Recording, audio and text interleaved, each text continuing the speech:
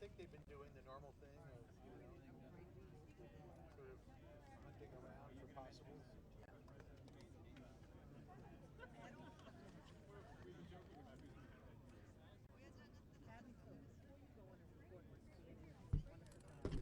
I do hear you, Scott. I hear you. I can stand up whenever you guys need me.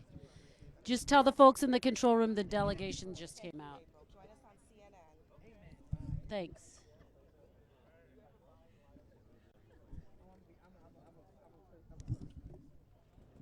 Where the Rose Garden's always 10 degrees hotter than Yeah, anywhere else. anywhere else. Right? Yeah. I hear you. Thank you. Great. Thank you. Do you need me to stand up? Okay. Thank you.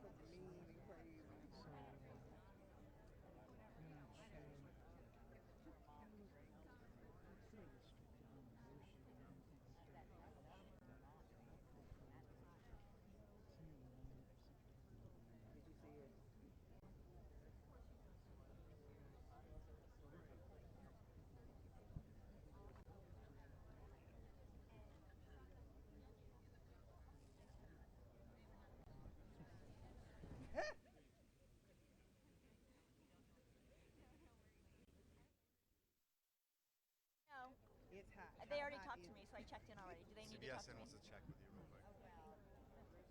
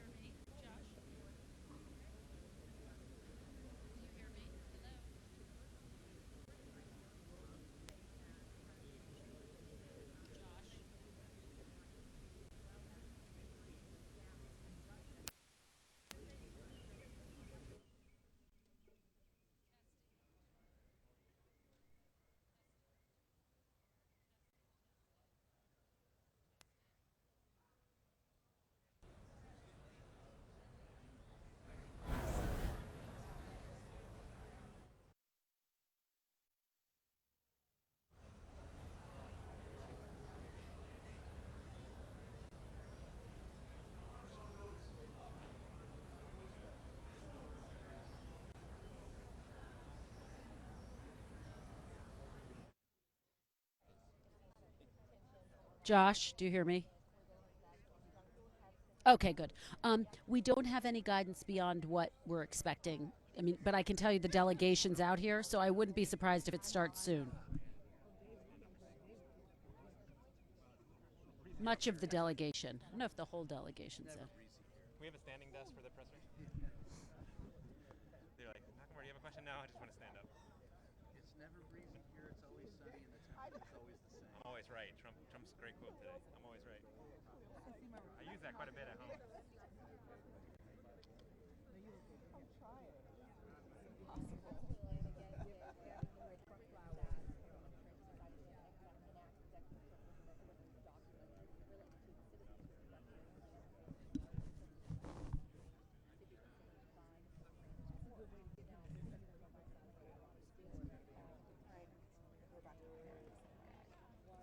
About to go left.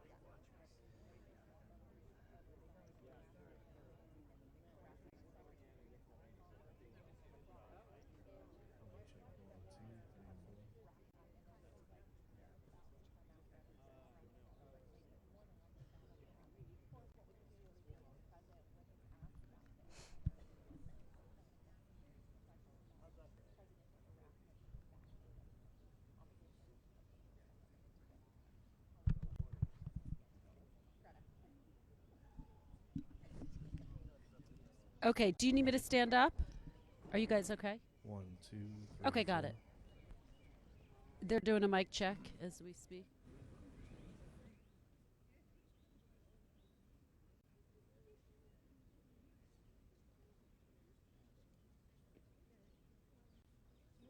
Shanahan in the front row? Mhm. Shanahan's here? Yeah, Okay. beside Perry, It's Shanahan and Perry's here. the ambassador. But there must be an RF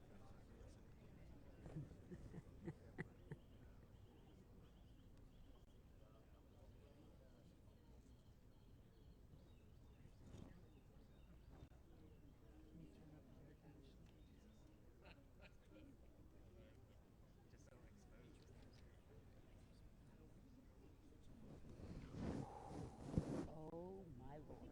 You know, if it was cold, you'd be complaining about this. I know, you're right. I didn't complain. I said, oh, my Lord. I'm trying to be in good spirits about the heat. Oh, boy. Just think that you're sitting on a beach. Yes. Calm. Yeah. That sounds good. That is going to be you tomorrow. No, it won't be.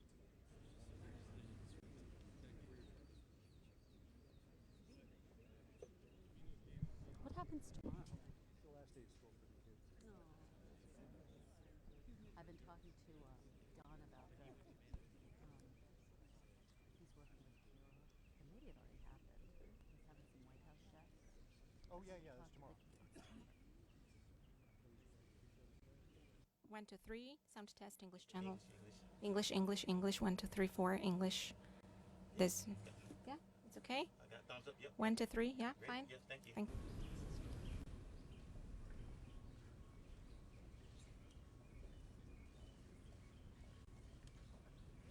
Hey, Josh. The first ladies just walked in. We're all standing. So I think it's going to be soon. Much better standing. Profile.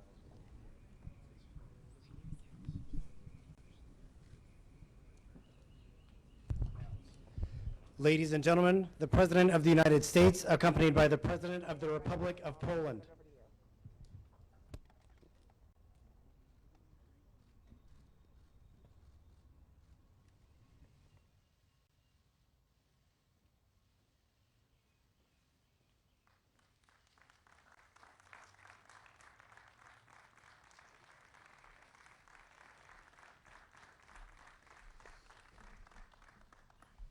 Thank you very much, please. Today, Melania and I are honored to welcome President Duda and Mrs. Kornhauser Duda of Poland back to the White House. They become friends. We last hosted them in Washington in September, and it's wonderful to see you both again. Thank you. Thank you very much. Thank you. Great honor. Since our last meeting, the unbreakable bonds between the United States and Poland have grown even closer. This year, as our nations mark 100 years of diplomatic relations, the U.S.-Polish alliance is stronger by far than ever before. Earlier today, President Duda and I signed a joint declaration affirming the significant defense cooperation between our nations, and as the declaration makes very clear, the United States and Poland are not only bound by a strategic partnership, but by deep common values, shared goals, and a very strong and abiding friendship. Our people are united by the enduring ties of civilization, culture, and history. We respect the rule of law, revere individual rights, and prize our timeless traditions. We embrace country, faith, family, and freedom. Over the past century, brave American and Polish patriots have repeatedly stood together to defend our sovereignty, our liberty, and our noble way of life. When I was last in Poland, I was very proud to stand among veterans of the Warsaw Uprising and recall their incredible courage in the face of Nazi tyranny. Today we honor the sacrifices of all those who came before by doing our part to safeguard our independence and strengthen the incredible U.S.-Polish alliance. As stated in the joint declaration, the United States and Poland continue to enhance our security cooperation. Poland will still provide basing and infrastructure to support military presence of about 1,000 American troops. The Polish government will build these projects at no cost to the United States. The Polish government will pay for this. We thank President Duda and the people of Poland for their partnership in advancing our common security.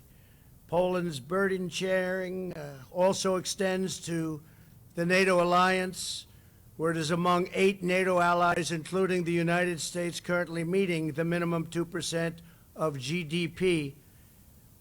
That's for defense spending. And Poland's there, and you've been there from a very early date, and we appreciate that very much. And we've been there also. There's been a total of 8 out of 28.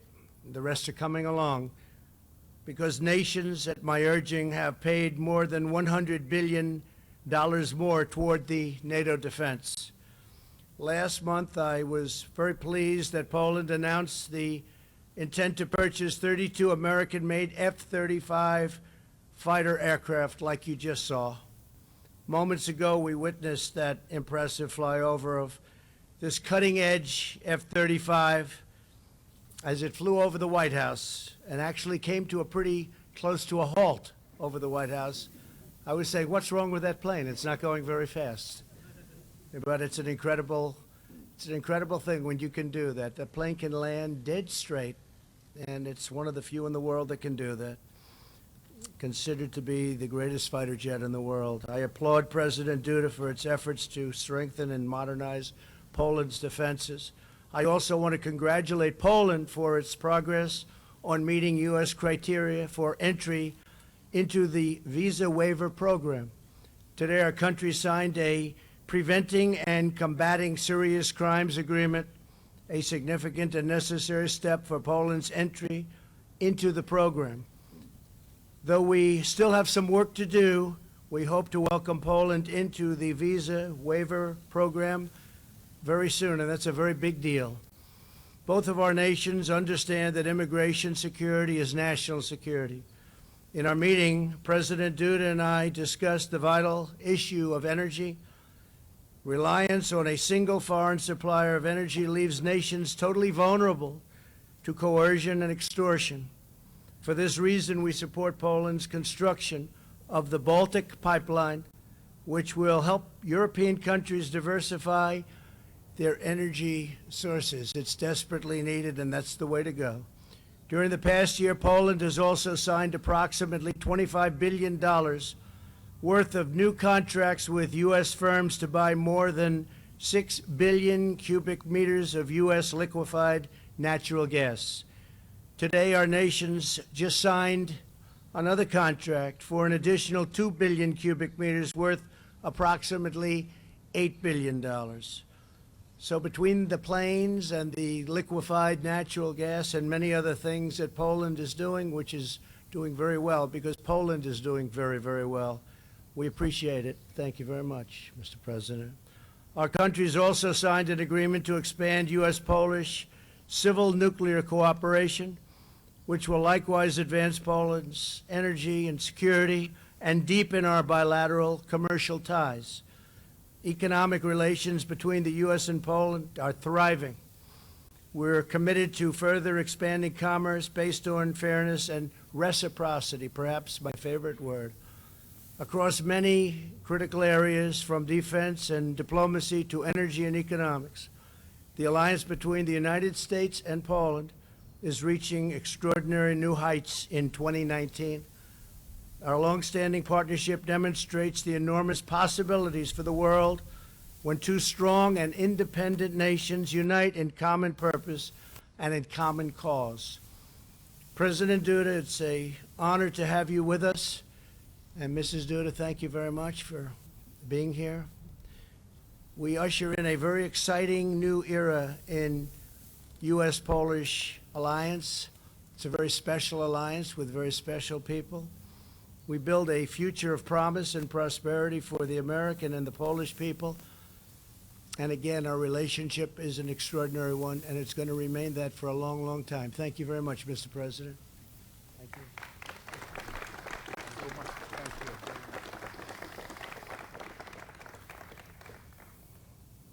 Wielce szanowny panie prezydencie, Distinguished Mr. President, a wonderful First Lady of the United States of America, distinguished ministers, all distinguished guests, ladies and gentlemen. First and foremost, together with my wife, we would like to thank you very much, Mr. President Donald Trump. Thank you also to the First Lady, Melania Trump, for this invitation to Washington. Thank you for this possibility of holding another within the last 10 months official visit to the United States here at the White House.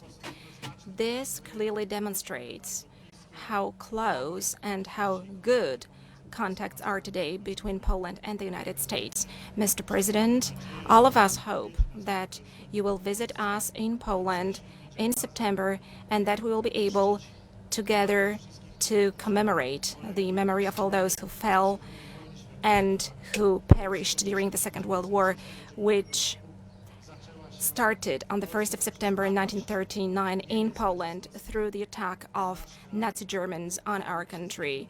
And soon, unfortunately, our country vanished from the map of Europe after the attack of the Soviet Union against Poland, together with Nazi Germany. That is our history. It's a very difficult one. And today, we firmly believe that the true ally of Poland, but also a true ally of a free Europe, is precisely the United States of America, who helped that very Europe in such a huge way to win the Second World War and later to establish an independent, sovereign, and free world, which later turned into the European Union. It exists until this day, and thanks God, also thanks to the support of the United States, through the support of subsequent presidents since 1989, thanks to the great movement of solidarity, thanks to the great determination of the Polish nation. Also, we are part of the free world. Also, Poland, which liberated itself from behind the Iron Curtain, which later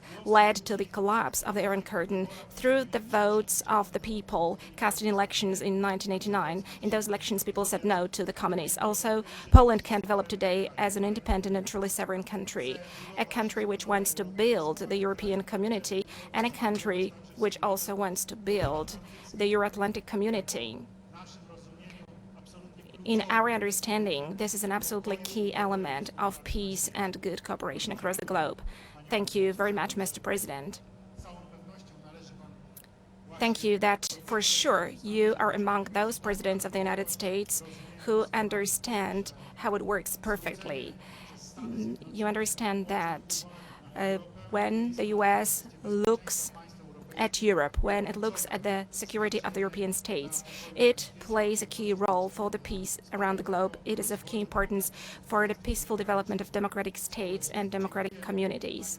Thank you, Mr. President, for this extreme kindness towards Poland and perfect understanding of Polish matters, which you showed to us in 2017 during your visit to Poland, during your memorable speech that you gave at the monument of the Warsaw Uprising, where so immensely important words for Polish people fell, which are of historic importance to our nation and to Europe. They showed what Poland means and who Poles are. Mr. President, thank you for uttering those words back then, and thank you also for this policy which is being implemented right now, which demonstrates that you are this kind of man and this kind of a politician who not only speaks, but to whom first and most important are the deeds. The most important are the deeds. And whenever you say, Mr. President, make America great again, it means make, not say. And this precisely is of crucial importance. Hence, the agreements that we're signing, hence two agreements between our two states concluded today, two memorandums of understanding, which we signed just a moment ago. One of them I signed personally concerning the security and military cooperation. As you mentioned, sir, there will be more American troops in Poland. This is going to be an enhanced cooperation. It's going to be an enduring presence, which hopefully will increase gradually in terms of the number of troops, but also in terms of infrastructure, which is very important. Thank you also for the decision to establish the division headquarters in Poland. This is of huge importance, not only to Poland, but also to our part of Europe, to Central Europe, to the Baltic states, and to all those to whom the enhanced forward presence was established of the United States and other NATO states along NATO's eastern flank. I'm deeply grateful for that. But thank you, Mr. President, also for the remaining agreements. Thank you for this agreement which talks about preventing and combating serious crimes. It moves us closer to a visa waiver program between Poland and the United States, which to you, Mr. President, and to me, and first and foremost to Poles, is so important, is of such a crucial importance. Thank you, Mr. President, also for excellent energy cooperation that we have in terms of LNG supplies. We talked about this in 2017 in Warsaw during our meeting, that gas from the United States should be delivered to Poland, and it is delivered, and we are signing more contracts. And gas tankers from the United States are coming to the port of Świnoujście today, and the gas from the United States has become a fact in Poland and in our part of Europe. Thank you, Mr. President, that there are going to be more supplies. I'm very happy about that, because to us it means diversification of sources of supplies. It also means the development of gas security. To us it also means good business, just as I deeply believe is a good business for the United States of America. But thank you also for the agreement on cooperation in terms of nuclear energy used for civil purposes. I hope that together we will be able to implement this program with the benefit for environment protection, with the benefit for climate protection across the globe, and also for the development of the security of my homeland. Mr. President, I'm deeply grateful for this visit. I'm pleased that thanks to this presence, we're able to show the very good cooperation that we have between Poland as part of the European Union and the United States, and I firmly believe that thanks to your incredible view of the European matters and thanks to your understanding to our Polish matters and to the meanders of our history, this cooperation is going to develop better and better, first and foremost also with the benefit for the United States, whose interests you are representing, Mr. President, also understanding the rest of the world. Thank you very much for that. Thank you. Thank you very much. We'll take a few questions. Emerald, OAN.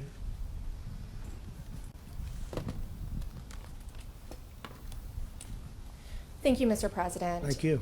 Earlier in the Oval Office, before you did your meeting with President Duda, you were quite critical of Germany as you talked about possibly moving troops from Germany to Poland. Do you think that doing a move like that will put pressure on Germany to meet their defense spending requirements? No, I don't think so. I just will tell you very strongly that I think Germany is making a tremendous mistake by relying so heavily on the pipeline, and I think it's a tremendous mistake for Germany. But again, Germany is running their affairs, and they'll do just fine. But I was critical. I have been critical of it. It's a tremendous amount of their energy will be supplied by that pipeline.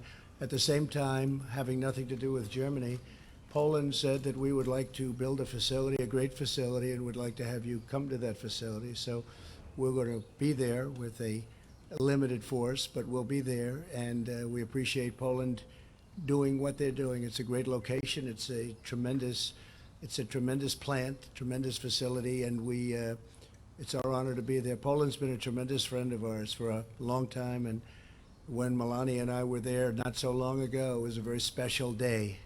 I think it was a special day for Poland also, but it was a very special day for our country. So I appreciate that, and our relationship is just a very strong one. And if I may, would you indulge me with one more question before I get to ask go President ahead. Duda our question? In more recent news, yesterday you revealed you got another letter from Kim Jong-un, and today we hear of a potential thawing of relations between South Korea and North Korea as Kim Jong-un sent his sister to South Korea. Now, could you give us an update on more of what it was in that letter? And is there a third summit in the works? He just wrote me a very nice letter, unexpected, and someday you'll see what was in that letter. Someday you'll be reading about it, maybe in 100 years from now, maybe in 2 weeks, who knows. But it was a very nice letter. It was a very warm, very nice letter. I appreciated it. Okay? Thank you. Good, thank you very much. And then, if I may, for President Duda, Please. you said you were thankful for the commitment that the president made for more troops today, but you hinted that you would like to see more. Ultimately, what is the number of troops that you'd like to see in Poland, U.S. troops?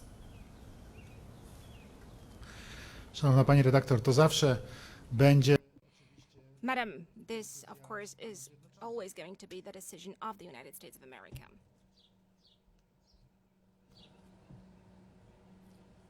This is going to be the decision of the United States of America. And troops. to zawsze będzie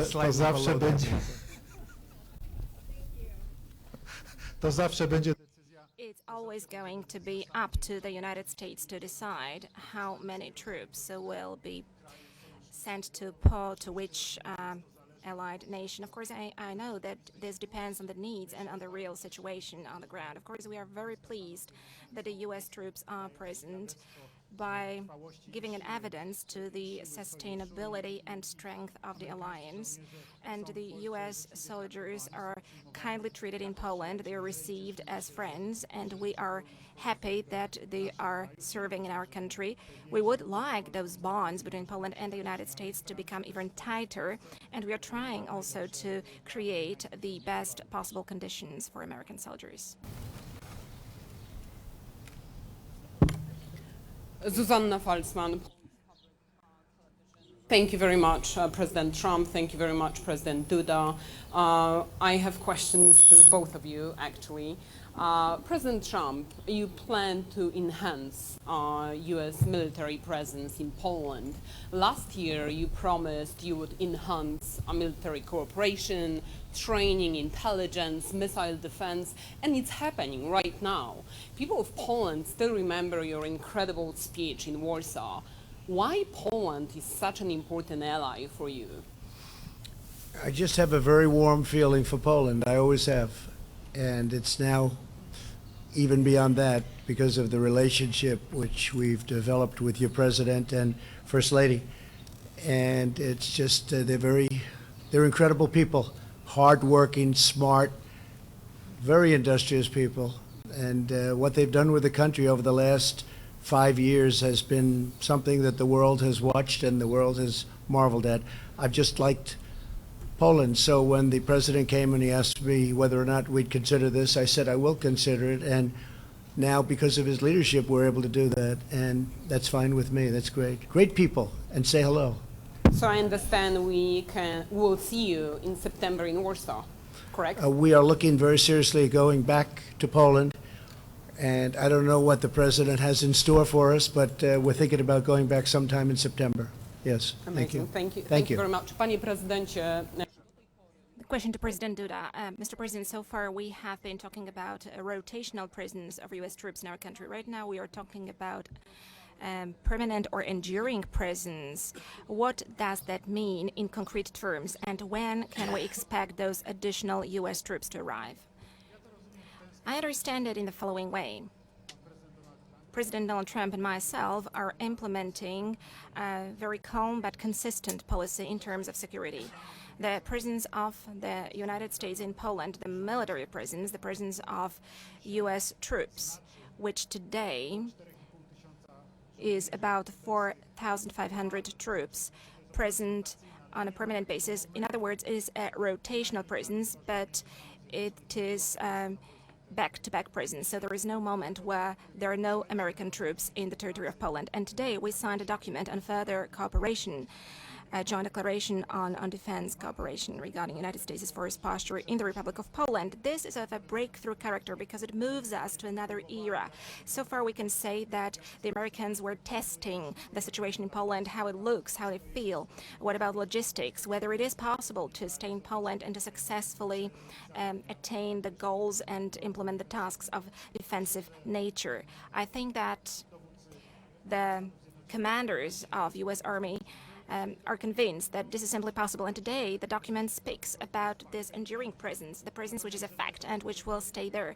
It is a rotational presence, yes it is, because this is most beneficial from today's perspective to train soldiers through rotational presence. by having rotational presence, more soldiers can come to a country, be present there, look at the culture, at the condition in place in a given country. So this is beneficial for this broadly understood development of the armed forces. Therefore, this is an enduring presence. However, it is implementing this particular way, and we hope it's going to develop 1,000 troops mentioned by President Trump today, which is also the number stipulated in the agreement signed today, is very differentiated. It is not one single unit. We're talking about special operation forces. We're talking about logistics component. We're also talking about the already mentioned division headquarters. So there is a multitude of forms in which the United States is going to be gradually ever more present in our territory from the military standpoint. And this will encompass different fields of cooperation. So we're not talking about just one single beat, but we're talking about a more comprehensive cooperation. We're talking about logistics, health protection for soldiers, and a number of other elements happening. Please remember that right now there is this missile defense facility being built in Redzikowo. So talking about the elements of Polish-American cooperation, there are more and more of these elements, and the number is growing. I'm very happy with that. Thank you very much. Let's see, who do I like? Nobody, that's the end. Go ahead. Yeah. Mr. President, thank you very much. I wasn't pointing to you, but you President can Duda, go thank ahead. Here we go. Pointing to. I was actually pointing to my friend with that beautiful hat on, Jeff but that's needs to- okay. All right. You'll well, give I'll up your give him my question? follow-up question. You'll give up your... We can share it. We'll share the question. Okay, we'll share it. Good. Mr. President, you seemed to suggest yesterday that you are essentially committing to not spying on North Korea. Is that what you meant? Were those comments interpreted accurately? No, If it's not so, what I why? meant. It's what I said, and I think it's different than maybe your interpretation. I think we're going to do very well with North Korea over a period of time. I'm in no rush. The sanctions are on. We got our hostages back. Our remains are coming back. You saw the beautiful ceremony in Hawaii with Mike Pence. We're getting the remains back. There's been no nuclear testing whatsoever. They'd like to do something. I did get, as I said yesterday, a very nice letter from Chairman Kim, and I think we're doing very well. When I took over as president, I will tell you, it looked like it was going to be war with North Korea. You know that. Everybody knows that. And it was going to be quite brutal. A strong force. We're the strongest force in the world, but that's a strong force. And we started off a very rough relationship, and I think we have a very good relationship right now. So we'll see what happens. I'm in no rush. But there's been no nuclear testing whatsoever. And when I took over, it was nuclear testing all the time. And if you look back to the last 4, 5, 6 years, but really go back further than that, in all fairness to President Obama, go back 20 years, 15 years, it was really a very dangerous situation. I consider it to be different now. Now, I may change. And if I change, you will know it very quickly. I will be very quick to tell you exactly what's going on. I may change, but right now we have a good relationship, and I think probably better than we've had for maybe 25 years, maybe forever. They've been there a long time. The grandfather, the father, the son, and they've been there for a long time, and nobody's done anything except me. And so we'll see how it all turns out. I hope it turns out well for you and for everybody. And I'll give my follow-up to Jeff very quickly. President Duda, thank you. Do you see Russia as an ally or an adversary? Are you talking to me? To President Duda. Boy, was that a set-up question?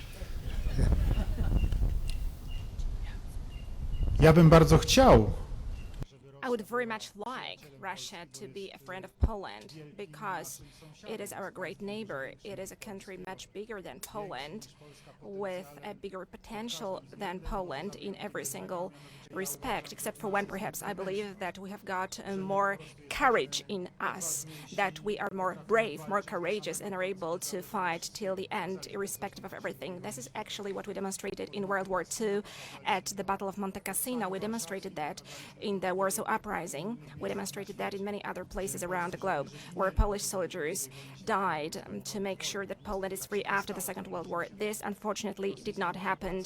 We found ourselves under the Russian occupation. But even then, for almost 20 years after World War II, there was this anti-communist, anti-Soviet underground which fought against the Soviets, and those people were murdered. Today, we call them unbreakable soldiers.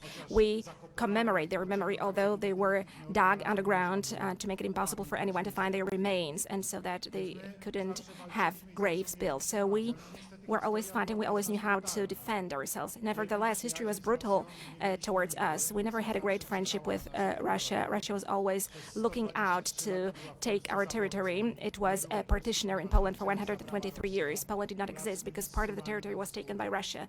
Poles were deported to the east. Then came an aggression on the recently reborn Poland, which rose in 1918 from the ashes of the First World War. And in 1919, the Soviet Russia attacked Poland. It wanted to grab Poland's territory and bring communism to the west of Europe. It was us who stopped Soviets at Warsaw in 1920 by the bravery of Polish soldiers. We defeated them during a great battle, and then we chased them back to the east. And then they took their revenge on us in 1939 by attacking us together with Nazi Germany and murdering our officers in Katyn. So, madam, as you can see, this friendship is a very difficult one. Today, we are in the following situation. Russia attacked Georgia.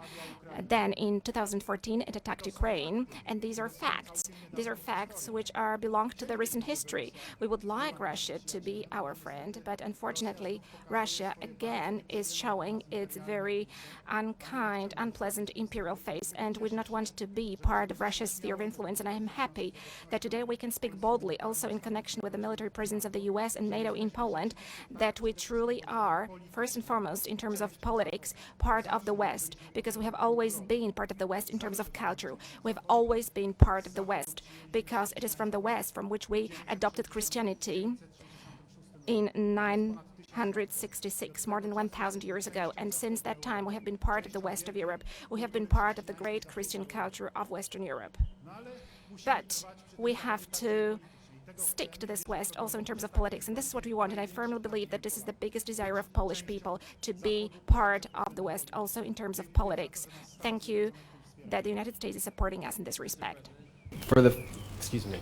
And just to finish, I hope that Poland is going to have a great relationship with Russia. I think it's possible, I really do. I think because of what you've done and the strength, and maybe we help also because of what we're doing and doing for Poland. But I hope that Poland's going to have a great relationship with Russia. I hope we're going to have a great relationship with Russia. And by the way, China and many other countries.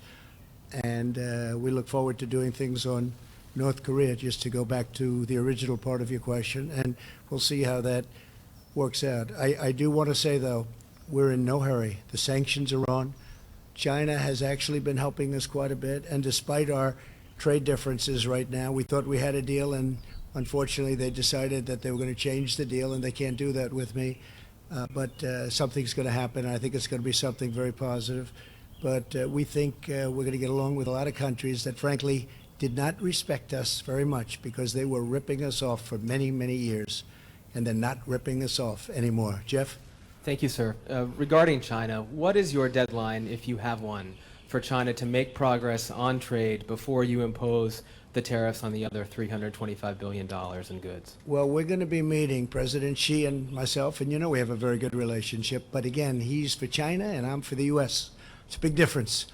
And we thought we had a deal. We didn't have a deal, and I would never make something that would be less than what we already had. We had China opened up to trade. That's a big thing. They've never done that before. We had intellectual property theft taken care of, and taken care of beautifully. And all of a sudden, those things started to disappear at the end after they were fully negotiated.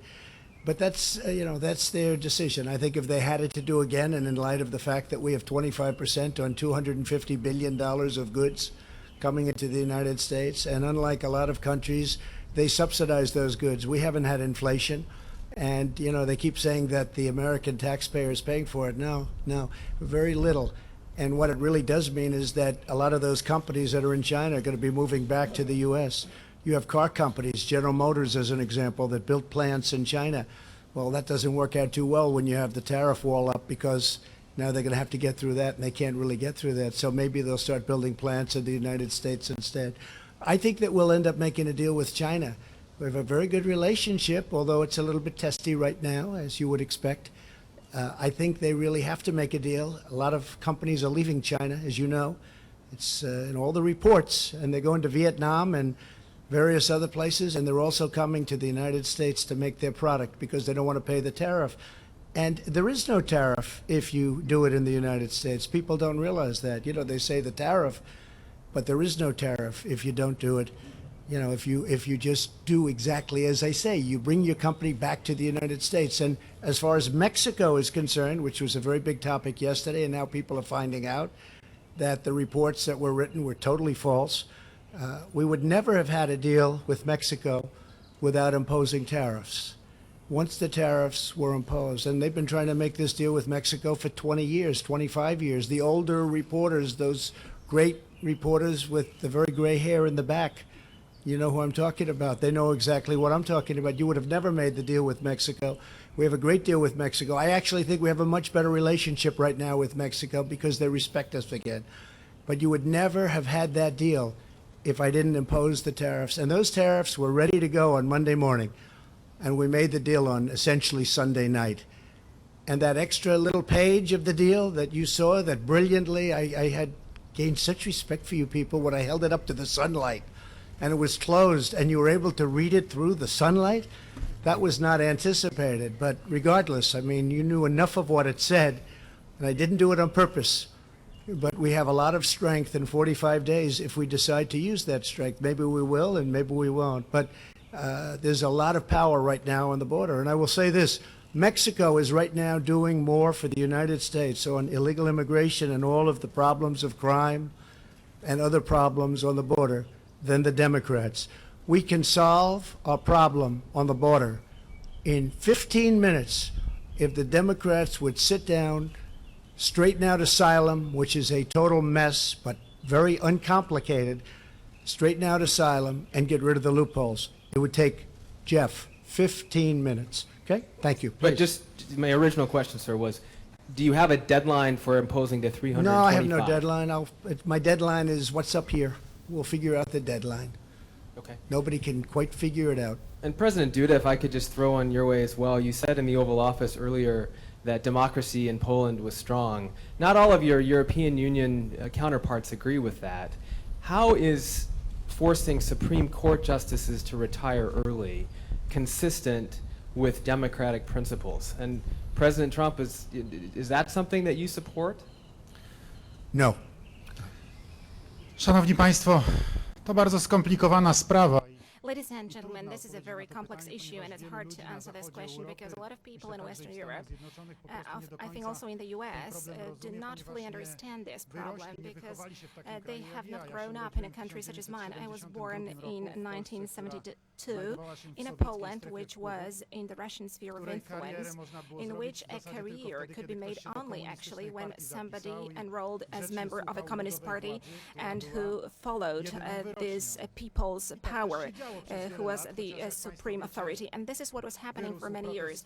Although, as you know, ladies and gentlemen, a solidarity movement grew. People were imprisoned, people were tortured, people were killed during the martial law and after as well, be it openly or in a secret way. And this was the reality of Poland until 1989. And now imagine, ladies and gentlemen, that not so long ago, a few years ago, I was surprised to discover that in the Polish Supreme Court there is a whole group of justices who were issuing sentences as judges, members of the Communist Party before 1990, who were even passing sentences during the martial law, sentencing people to prisons based on the law of the communist martial law. And when I was asked whether the Supreme Court needs to be reformed, I said yes, if Poland is supposed to be a truly democratic, free and sovereign country, if it is supposed to be a country we want it to be for our children, for the generation who was born after 1989, then then, for God's sake, those people have to leave, they have to retire, and this is what we did. As a matter of fact, everything that we were doing was aimed at retiring those people. But as you can see, unfortunately, although 30 years have passed, they have got influence, the influence which they were building after 1989, where they assumed a new identity of an elite of a new state. So this influence is still strong. This is what I can say. And let me assure you of one thing, the freedom of speech is absolutely respected in Poland. Poland absolutely respects all constitutional standards, just as in the United States, the right to assemble, the right to the freedom of speech. There is free media in Poland. There is everything that is functioning in a normal democracy. One can announce what they think, one can demonstrate, one can say what they think. In Poland, people are not attacked during demonstrations, as it happens in other Western European countries. Police do not use truncheons or tear gas against people. People can speak their mind. They can express that they're not pleased with something. This is their right in democracy. Please ask Polish journalists, when was the last time, when was the last demonstration in Poland when some kind of tension happened? No, it didn't, because in Poland we respect the right to demonstrate and to express your concern, because we believe that this is one of the foundations of democracy. In Poland, there is absolutely free and just elections. All the standards are respected. So please, ladies and gentlemen, come to Poland and see Poland with your own eyes. Please do not repeat certain stereotypes that are repeated in the West. Poland today has got quite a conservative government. That is true. And this government has got certain standards of action. Not everybody subscribes to those standards, especially people of more leftist views. But this is the nature of democracy. So once you have got one side of the political scene in power, and then people make a different choice, and another side of the political stage comes to power. There is nothing extraordinary about that. And this is the change that is happening in Poland. But when somebody wins the elections, then they have the right to implement the program which they announced before the elections. Excuse me. However, realizing implementing the program which you presented in your election campaign is not only the right, but I think an obligation resting on a politician, and this is exactly what is happening in Poland. Marcin Wrona, TVN. A question for both presidents. Mr. President, you said just a moment ago that Poland will join the visa waiver program soon. How soon? We think fairly soon. We're doing very well with it. It's a complex situation, as you know, but we're getting very close. We allow very few countries to join, but Poland is one that we're thinking about allowing in. So we'll be making that decision over the next probably 90 days. Sir, will you hope, or do you think that maybe when you are in Poland in September, you will make the announcement? I think it's a very good idea. Thank you very much for giving me that idea. Thank you, Mr. President. Panie prezydencie, Mr. President, the visa waiver program appeared on many occasions, but then it did not come into practice. How optimistic are we about the words uttered right now by President Donald Trump? I'm looking at these words optimistic. I'm optimistic about that because I think this is the first U.S. administration which has treated this problem in such a serious way and in such a comprehensive way. So both, when we talk with Mr. President, the President expresses his deep care about that. Also, when I talk with President Mosbacher, the U.S. ambassador to Warsaw, she looks at the problem all the time, and I firmly believe that in accordance with the law binding in the United States, because this is something that I want to stress very strongly, according to the law binding in the United States, by all the actions which are necessary in this respect, such as today's signing of the agreement on preventing and combating serious crimes, I believe that through all these sanctions, this visa waiver program, covering Poles with visa waiver program, is going to be possible soon. Anyway, that it is going to be possible before the end of the first term of President Donald Trump. Okay. Thank you very much. Thank you very much. Thank you very much. Thank you.